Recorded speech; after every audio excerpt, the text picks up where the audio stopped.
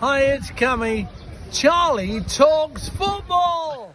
Hello everyone, welcome back to Charlie Talks Football. So we've got my dad back here. Nice to see you back on the channel. Yep, it's good to be back, Charlie. So as I mentioned in yesterday's video, we're going to be talking in today's video about Strand Larsen, Wissa and Isak. So let's get into the video. So as reported on my channel yesterday, Newcastle were looking at Strand Larsen as one of the striker targets on their list. We actually put a bid in, £55 million, which got rejected by Wolves. Now I just want to ask you, it's certainly a lot of money, isn't it? It is. I mean, I think they paid 23 million for him. Yes. So he's done very well. He scored 14 goals last year for them. Seen him play at Espanyol a lot, and he was a little bit raw. He's developed his build-up play. He's linking up, his movement. He's scoring goals. So he is a good player. Wouldn't be our first choice, but Yes. the way things have gone, Charlie, we need desperately to bring someone in. Yeah.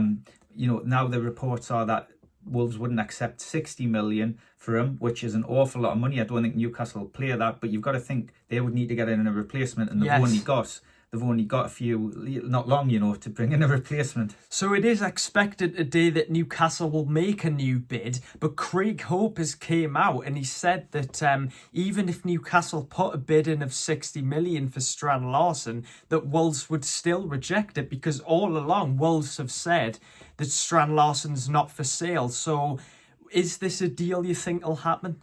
It could go either way. I think what is interesting is that, unlike Isak and Wissa, Yeah. he came on as sub last night. He scored 2 goals. He obviously wants to come to Newcastle, but he's not down tools. Yeah. So that speaks volumes for the type of player he is. Yeah. So that's a really good thing. Whether it'll happen or not, I think it's 50-50. Wolves know Newcastle are desperate for a striker. Yes. They need a replacement. They were going to let the other striker go. Huang Lee Chan, is that his name? I think. Yeah, I hope think I've got it right. Sorry if I haven't. But they've blocked him from going, and he actually started, I believe, last night for them. Yes. So I think it's 50-50. I think there's no return for Isak now at Newcastle. I totally think it's agree gone with too you. far. I said this back on the channel when we went in Spain over a month ago on holiday, that I don't think there's a way back for him. Yes. The owners have gone to his house. Apparently, he said, I still want to join Liverpool, but Liverpool have to offer the price Newcastle want. It might be, people have said 150 million, but it might be slightly less. It might be 130 or 40. But this needs to be brought to an end or conclusion. He either stays or he goes. But we need to get players in, Charlie, to replace him if he goes. And I think as well, the thing is it is a lot of money to pay, like I said, because of course we do need players, but the question is can we get them in before the deadline? Yeah, and the interesting thing is, we've been working so hard. We've tried to get Ekitike, Yes. we wanted Cunha, we apparently wanted Mbeumo, we wanted Sesko, and we're really close to getting Ekitike or Sesko, and it didn't happen for whatever reason. So the club are really trying and they're working hard. For whatever reason, they chose not to come to Newcastle. Yes. But now we're getting down the list of players. And this is where Howe said something really interesting the other day. He said, we don't want to do anything rash it was something like that. We don't want to do anything rash to affect the long-term future of Newcastle. So we haven't got to panic. Exactly. But Gordon's missing for the next 3 games. We've got Asula who's still raw, who can only play up front. Yes, you could try Elanga up front perhaps, or you could maybe try Jacob Ramsey, but it's not the answer. So we do need players in. But for me, if you said to me a few months ago, would you be happy with Larsen and Wissa to replace Isak and Wilson, I would say no. I totally agree with you. But now I would probably say yes, because it's the best thing we can get. Yeah. That's the only thing we can get. There's Samu, but it looks like a deal's too difficult for him. Watkins, but Villa don't want to sell. You saw Calvert-Lewin last night. He had a nightmare, missed a penalty, could have had a hat-trick. He had a bad time last night. He wouldn't have been the answer. So at this moment, I think the best solution is we get Isak out and we try to get Larsen and Wissa. It's not ideal, but that's the best scenario in this moment. But I want to ask you, if Newcastle came in with a £60 million offer for Strand Larsen, if you were Wolves, let's look at it from Wolves' point of view, because obviously, like you said, they've got to get in a replacement, but would you accept that? It's as Victor Pereira, I think he's called, the Wolves manager, Yes. said last night. You know, he said, "Don't ask me, I'm not the owner." And he says every player has a price. But what he did say is that, you know, Larsen still wants to play for us. Yes, he wants to go to Newcastle, but he's still happy to play and stay at Wolves. If I was Wolves and I was offered 60 million from Larsen and I just paid 23 for him, I would be weighing up. Yes, that's fantastic business. Yes. But from a football point of view, I'd be thinking, if we let him go and we don't replace him satisfactorily, we could be in a relegation fight. Exactly. You know, he scored 14 goals last season. That's enough to potentially keep a team up. So that's the difficulty they've got. From a business point of view, it makes sense, but from a football point of view, unless you get a replacement in, it doesn't. They've been linked with a guy from Getafe, Uchi. So if they can get him in, they might let Larsen go. But you know, every player has a price, but it's going to be exciting to see what happens. I think from my point of view, to be honest, I don't think Strand Larsen's a name who fully excites us. And I think that's probably just because of all the other players we've been linked with so far that we haven't managed to get, like Ekitike and Sesko. Of course, Eddie Howe must see a player in him. I think he's got a lot of ability. And to score, I think it was 14 goals in a Wolves team is quite impressive, I think. Yeah, he's done really well for Wolves. And we'll have to remember that if we do get Larsen, he is not a replacement for Isak. He's a replacement for Wilson. And I know we said Wissa was a replacement for Wilson, but the way things stand at the minute, we need two forwards in if Isak is going to go, because I can't see Isak being reintegrated to the squad. I think it's gone too far. Exactly. You know, he said on numerous occasions, "I'm not coming back. I don't want to play for Newcastle anymore." So yes, he is contracted to us, and I know Howe keeps saying that,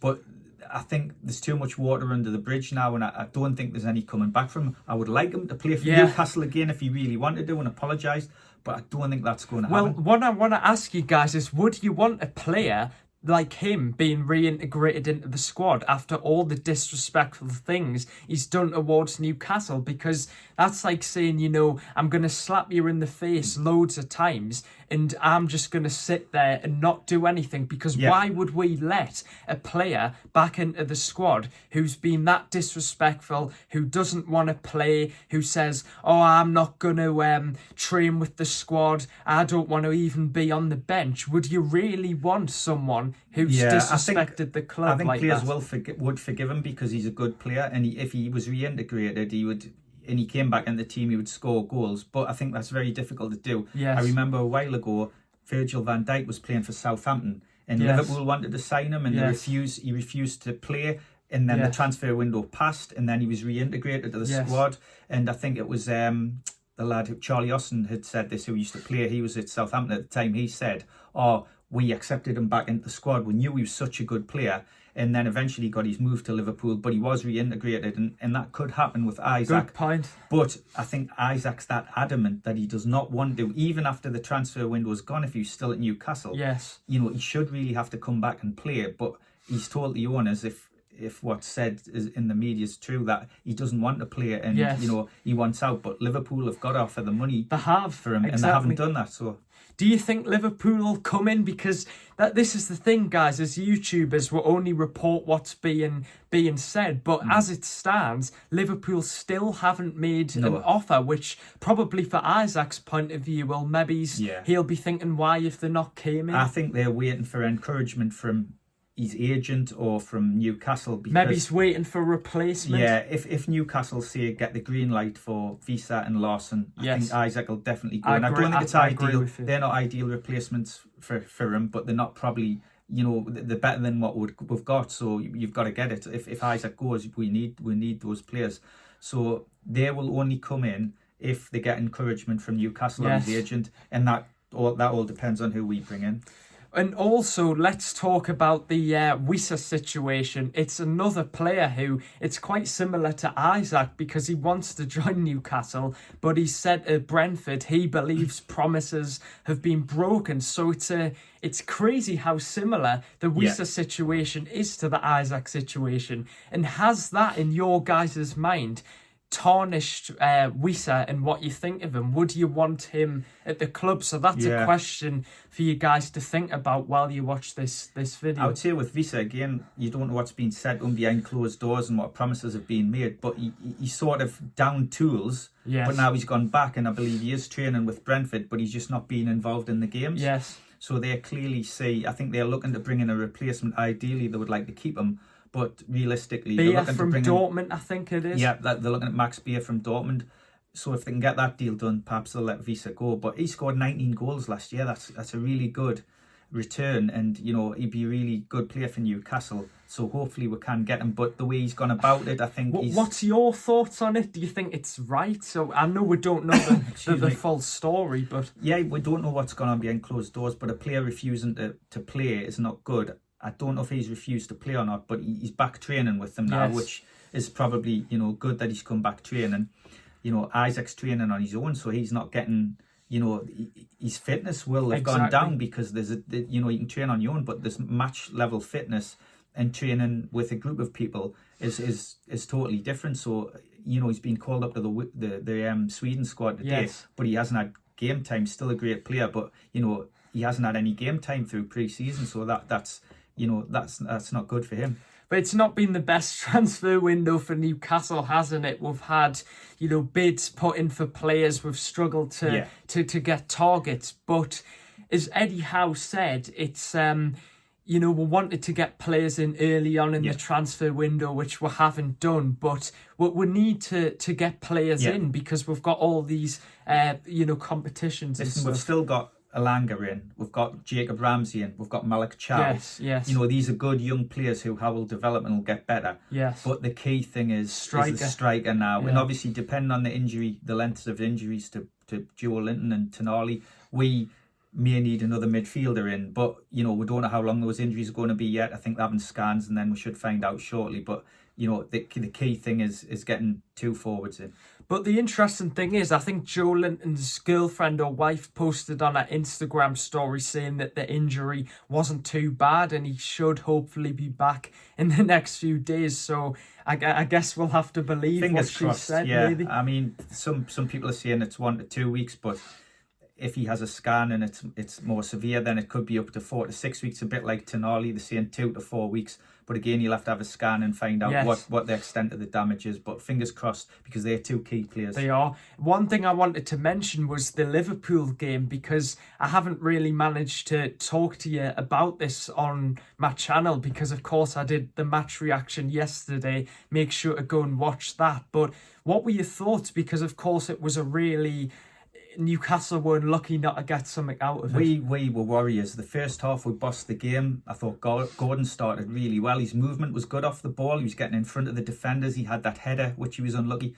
But then he did something really stupid. He pressed the ball probably when there was no need. He went to press the first player and then he charged over to Van Dijk. It was reckless. It was a red card. It was stupid. He'll regret that. He's apologised. But then I thought Howe did a really interesting tactical change. And when we went down to 10 men, he brought Barnes and Alanga inside, sort of playing like his two forwards. And I think the idea with that was he was happy for Liverpool to have the ball out wide in the full-back positions, but he didn't want them exploiting through the middle. Yes. And he sort of was closing off that space, which I thought was really good. But we bossed them. We were aggressive. We were direct. I agree. We were physical. You know, we got the equaliser through the free kick. We had a bit of fortune hitting on the back of the player who was marking Dan Burn and Roland Darsoul the ball. But, you know, we deserved something out of that game. We did. And the fact is, I think if we would have had Isak starting, we would have beaten Villa, I think. Most and likely, we would have probably got a result against Liverpool. And look, Isak's getting paid so much money. Could he at least not have, you know, showed up and played and still got his move to Liverpool? It's not the right way he's going about things, but again, we don't know what's being said to him privately behind closed doors when he's asked to leave. But you know, still he should train with a team and he should be playing.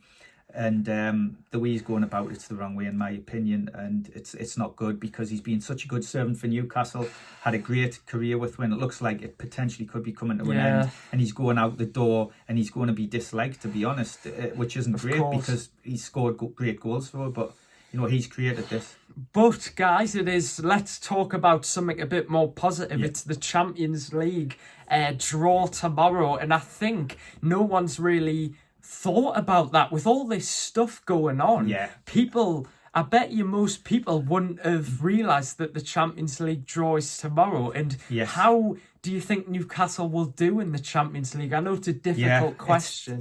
But it depends on who we'll bring in. We keep seeing it as forwards, and how long Tonali and Joe Linton are out for as well. There's lots of different factors. But it's exciting who we're going to get. You've got the team who beat from Almaty, who beat Celtic from Kazakhstan. You've got a team from Cyprus called Paphos, who at the first time have been in the Champions League, they've qualified. And obviously you've got the big hitters in as well. So it's all exciting, really exciting to see which away trips Newcastle are going to get and who we're going to welcome. Any teams you'd like? If I were to I would like a Spanish team like a Barcelona or Real Madrid. Yes. Maybe another Italian team. I would love to play in Napoli. I agree. We went to Napoli last year, and it was a really good experience in Naples. So that would be good. Maybe it's a Portuguese team, or maybe it's a curveball like one of the teams from Kazakhstan or Cyprus just as well. That would be really interesting as well. But Germany would be good. Dortmund. Dortmund or Bayern Munich would be really exciting. So it is really exciting. For me, I think the Italian teams, I love Italy. I love the Italian teams. I've actually set myself a goal to try and watch more Serie A games this season, because it's a great league with a lot of good teams. But for me, I think Roma would be great. AC Milan, I know we've already had them, but Inter Milan, the French teams, Real Madrid, Barcelona. But it's exciting, and let's hope that we don't get robbed like we did in the last time. It's a different format this time, though, isn't it? It should benefit us, shouldn't it, guys? It should benefit us, the new league format. But exciting times, a lot's going on in the transfer window. Champions League coming up. There's the Carabao Cup draw tonight, the third round of that. We've got to mention that. So that's going to be interesting to see. So, as always with Newcastle, it's like a roller coaster, and you never know what's going to happen between now and the transfer window closing. But looking forward to the Champions League draw tomorrow. Yes. And also, one thing I actually wanted to mention is there's been a couple of links, take this with a pinch of salt, of Kobbie Mainoo, the Manchester United midfielder. According to some unconfirmed reports, we're looking at him. His situation at Man United's an interesting one, because he's not been getting played because Bruno Fernandes has been playing in a deeper role. And Amarin did say, he's fighting for his places with Bruno. But what would you take Mainoo? I think I certainly would. Yeah, he's a really good player. It's a strange situation because he's had some impressive performances for Man United, but he's been unused substitute, I think, for the last couple of games. And there is rumours that he could go. And, from Mainoo's point of view, if Newcastle did want him and go into him, he'll be thinking, Champions League football. But he'll be thinking, I'm going here to probably one of the best midfields in the Premiership. I know, so if Tonali, Joe Linton and Bruno are fit, he's going to struggle to get in the team. And obviously you've got young Miley and now Jacob Ramsey, but he is a very good player, and I would happily have him at Newcastle, because he's always impressed us when I've watched him play. But I suppose it depends on the injuries to those players. But we haven't replaced Longstaff. Yes, we brought Ramsey in, but we haven't replaced Longstaff. So it's a possibility. But I think it would be about 40 million to get him.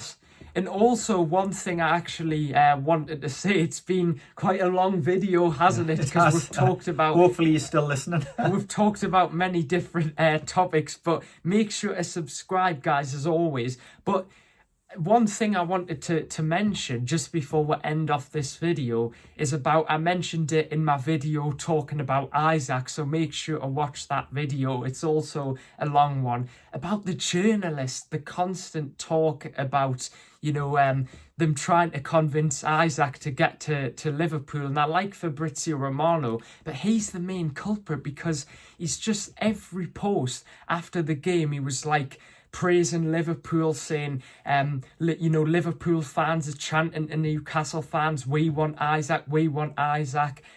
Almost to me, Dad, like he's trying to force Newcastle's hand when Isak's still got a couple of years left on his contract. And I've seen it. It needs to be called out, because there's a lot of posts that he's done of stuff that's going on.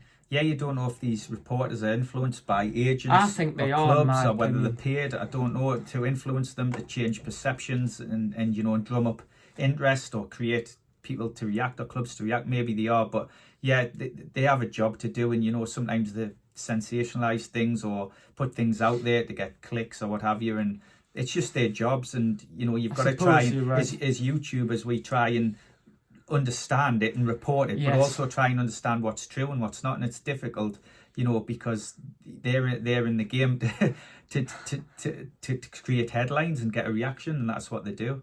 So guys, thanks for watching. It's gonna be a long video, guys. Really hope you enjoyed all the topics. Your thoughts on, do you think we'll get Strand Larsen? Is Wissa right to want to join Newcastle and not train with Brentford? What are your thoughts on this Isak situation? We've talked about it enough. It finally looks like it's coming to a conclusion. And will Newcastle end up signing 2 strikers? And what are your thoughts on this journalist talk? But please make sure to subscribe, leave a like, it helps out the channel. We're trying to get 3,000 subscribers on the channel, but I wanted to say the growth of the channel has been fantastic. Yeah, it's been great. It's good because you put in a lot of hard work and time. So, you know, if you haven't subscribed, please do. It's free and it just helps the channel a lot. Give it a like, the video, give it a share. We hope you're still here. And we hope you. Thanks for listening to us for about 20 odd minutes rambling on. Hopefully you found it entertaining and interesting. But we enjoy doing it, don't we? So that's the main thing. And you know, we get want your Newcastle comments to do well down below, because we'll be reading all of them, responding to them. Yeah. And this is what drives the channel, people's opinions on that's what Newcastle. it's all about. We love reading your comments. So thanks for watching. And in the future, I want to do like videos not just about Newcastle but about other football clubs. So I'm looking forward to do more videos. But thanks for watching, guys, and we'll keep you updated. Will do. Thank Bye. you. Bye.